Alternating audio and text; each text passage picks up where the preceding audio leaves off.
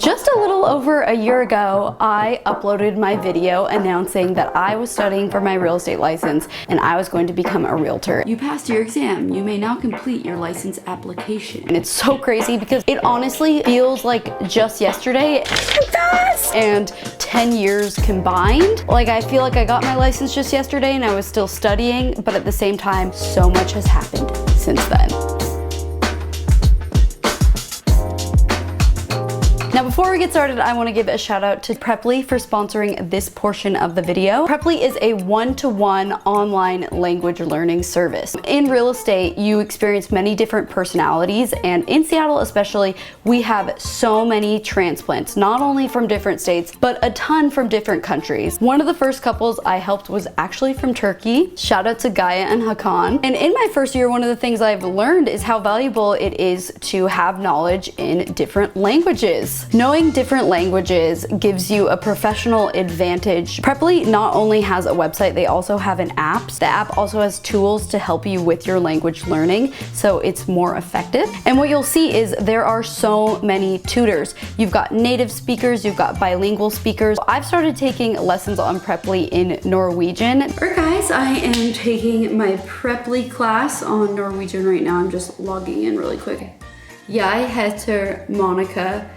Hva heter du?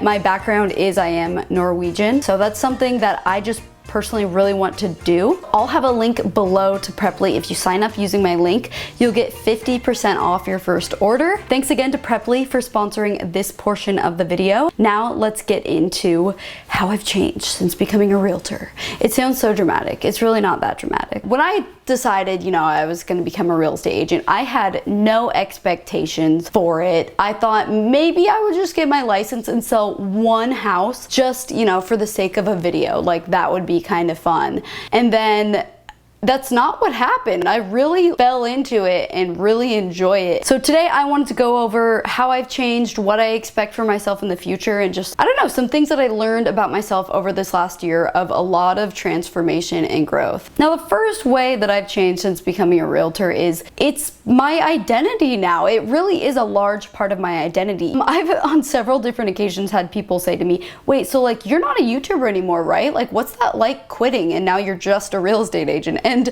that is not true. I am still a YouTuber. I love being a YouTuber, but they're also right. They have a good point. Real estate has really taken over a lot of my life, and I definitely didn't expect that at all. I really thought I would just dabble in it a little bit, but what I found is I actually love it. I really love the whole process of it, and I love it actually more than making YouTube videos oftentimes. I just found that when I'd wake up in the morning and I had real estate stuff that I needed to do and I had YouTube stuff I needed to do, I would always push off the YouTube stuff and I'd not want to do it, but I would generally be excited to wake up in the morning and go do any real estate related things. And that's when I knew, oh my gosh, I actually really like this. Like, I love getting up in the morning and getting ready, and I'm happy and motivated. And then on the mornings where I'd wake up and not have anything real estate related, I'd have to make a video. It would be such a drag, and I would do everything slower and I would overthink things. And I do still like making videos. I have a much better relationship with making videos now that I do real estate as well. Like, I'm not doing this against my will making this video, but there was a time where I was just totally dreading it. The second way that I've changed that I did not expect is I don't wake up early in the morning anymore. I wake up at a cool 9 a.m., sometimes 8, 7 at the earliest if I need to be somewhere at 9.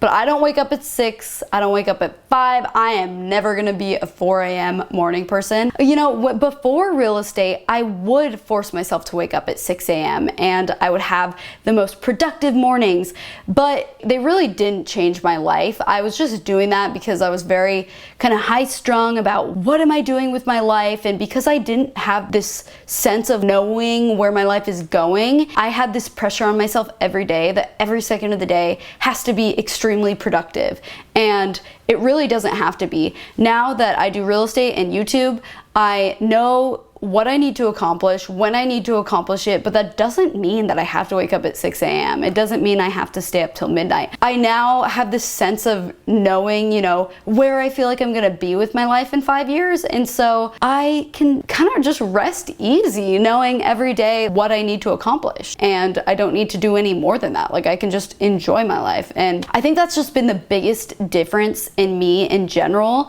No matter what success I had on YouTube, even when I hit 1 million subscribers or I would get a 5-figure brand deal, anything like that, I was never fully happy because I would always just worry about the future so much. Number 3, I am so much more social now. I think the thing is, before becoming a real estate agent, when I was in social settings of any kind, even just with people my age at a house party or something, I wasn't very good at keeping conversation. Like, I could keep conversation afloat, but there's a difference between just being able to keep a conversation and actually enjoying the conversation and feeling like you're connecting with someone.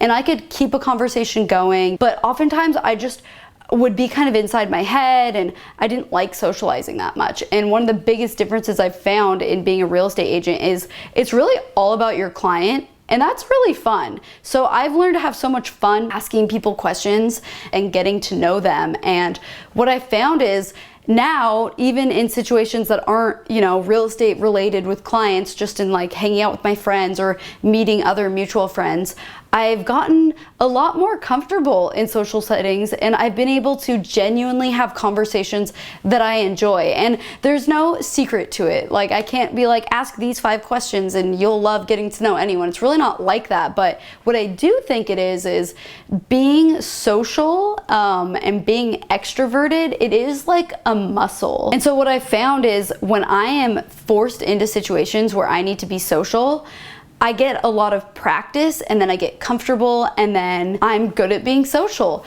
But if I were to be stuck in my room for a month and then I'd have to go out in the world and be social again, I'd be, you know, starting from scratch a little bit. It's like a muscle that needs to be worked. You constantly need to work on being social. You know, I think it's kind of dumb when people are like, well, I'm not social, I'm just awkward, I'm just introverted. Yeah, you're that way because you're telling yourself that, but if you don't want to be that way, you really don't have to be. You just have to put yourself out there a little bit and then it just gets easier. And then all of a sudden one day you're like, I'm normal and social and outgoing and I like talking to people. It's not just that I can talk to people, it's I like talking to people, I think. And so that's one of the biggest things that's changed for me for sure. Number 4, I have become more frugal. This is because it is so much harder making money doing real estate than it is on YouTube. Plain and simple, it is. I can't get myself to spend money that I've made through real estate because I feel like I've worked so hard for it.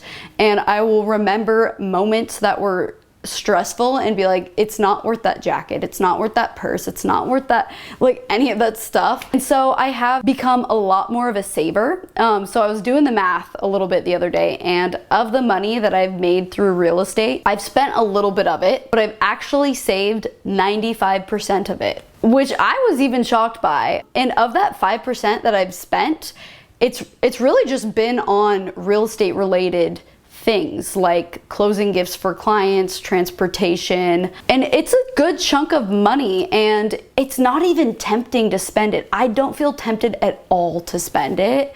Number 5, am I on number 5? I care about my image more. With YouTube, you have this luxury of you can just be yourself and you can play by your own rules, and if you get views, brands will want to work with you. It really, at this point, it doesn't matter if you take photos of yourself naked on OnlyFans. There are brands that will still want to work with you. And you know, in the past, I wasn't very polished, and I'm not always perfectly polished, but I do think it's important as a real estate professional to try and be more polished. I used to just be a lot more messy. I would wear sweats places and not really care. I usually would just wear athleisure type outfits like yoga pants, and I enjoy the professionalism that comes with real estate, so I'm trying to play that up.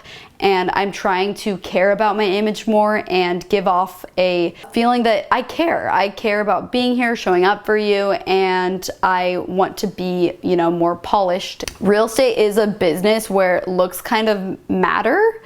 Not like how beautiful you are or anything like that, but you know, if you look more professional, people are going to want to work with you. And so it's actually been fun, you know, being put into this new role of like, I do need to do that. Because again, I never really thought that for myself. I thought I'd just, you know, be a YouTuber or be a filmmaker and the rules don't apply and all this stuff. But I've had a lot of fun finding that professionalism and all of that. And yeah, just working on my image, but not taking myself too seriously at the same time. You know, I'm never gonna be like that. Okay, number 6, another kind of funny one is, now that I'm a real estate agent, I am less afraid of making big decisions.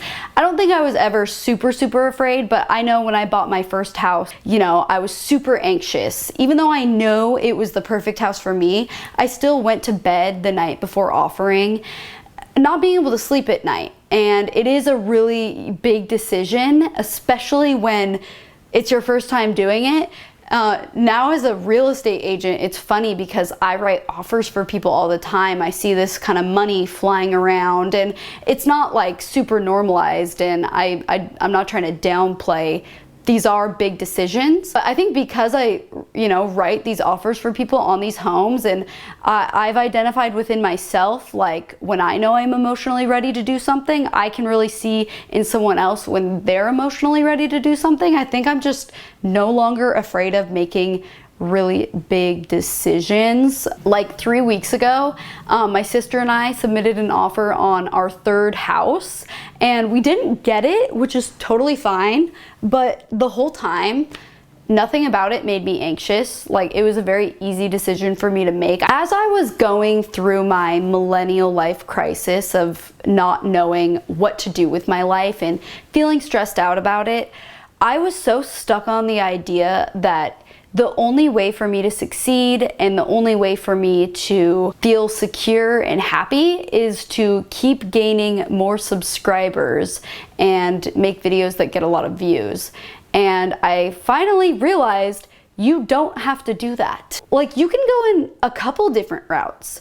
You can go in the route of, you know, wanting to be one of those YouTubers that has like 10 million subscribers, that gets like 100,000 likes on their Instagram photos, and you can make so much money doing that. You could also just be kind of a middle tier YouTuber like I am, but find some way to monetize your audience. I used to think the only way to do that was like selling a product, like selling merch, or selling a course, something like that.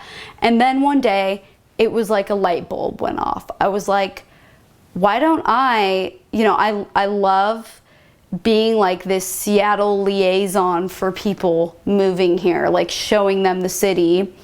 I really like housing. I really like real estate. You know, I have my experiences in it. Why don't I make that the extension of my brand? Like, I can still make YouTube videos, and that is the product that I have available, is like, I am a real estate agent providing real estate services, and you can work with me in this way. I think that's when all of a sudden everything changed for me, because I realized I don't need to be a YouTuber that's really just trying to, you know, stay consistent and always driving for more and more views. So that's it. That's kind of some of the ways that I've changed since becoming a realtor. So that is it for this video of how I feel like I've changed since becoming a realtor. I think mainly what I was getting at is I do feel like I am more of a real estate agent now than I am a YouTuber, which is so weird. I never would have expected it, but I really love it. It's super fun. I'm not gonna stop making videos ever. I don't ever see myself doing that. If you like this video, be sure to subscribe to my channel. And of course, if you are looking to buy or sell your house in Seattle, you can email me at monicachurch@cbbain.com, and we could get the conversation going, and I'll see you guys next time. Bye.